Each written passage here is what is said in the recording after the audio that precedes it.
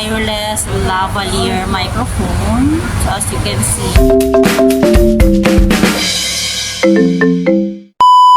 guys, and for today's video ay gagawa tayo ng review dito sa nabili ko na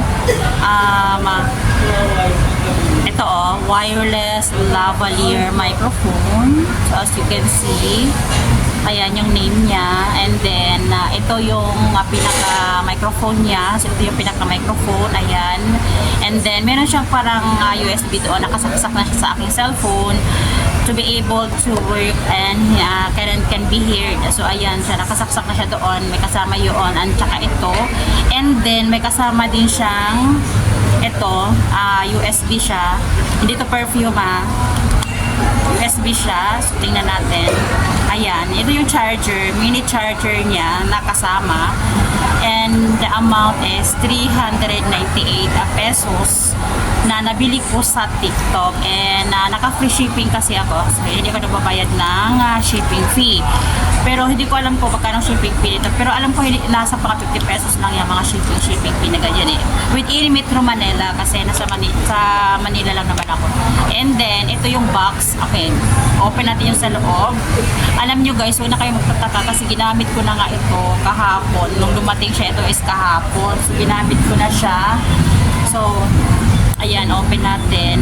Meron siyang, ayan, meron siyang mini manual para makita nyo kung paano siya gamitin, and then basa-basahin nyo yan siya dyan.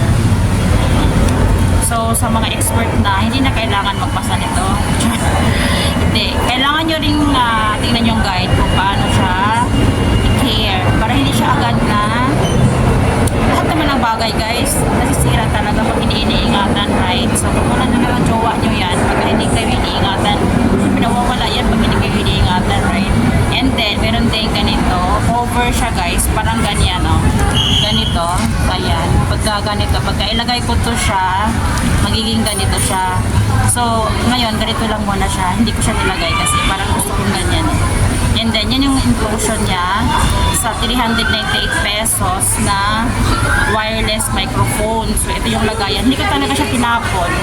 Although kahapon ko pa siya nabili, hindi ko siya tinapon kasi gusto ko talagang magagawa ng short review para dito, para makita nyo naman kung gusto nyong gumamit ng ganito.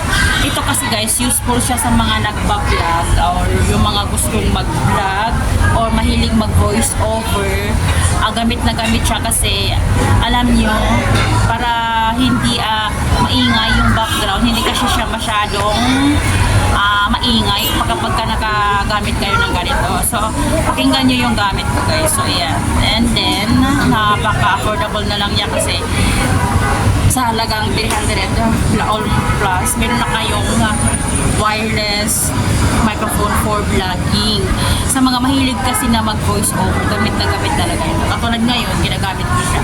Kasi gumawa ako ng videos, 2 videos for Facebook and YouTube, and then ngayon gumawa din ako ng review. This is for uploaded for YouTube para sa mga kasamahan ko kung namimili kung anong klaseng wireless microphone ang gusto nilang bilhin. So I recommend ito, gusto ko lang i-recommend sa inyo kung gusto nyo gamitin. Napaka-easy lang kasi niya Pindutin nyo lang itong sa likod, ayan, yung button na yan. Ayan, sa likod. And then, tingnan niyo pagka i-off ko to, i-off ko siya. So, ganyan. O, ayan. O, ayan, diba? So, ayan. And then, kung i-off ko siya.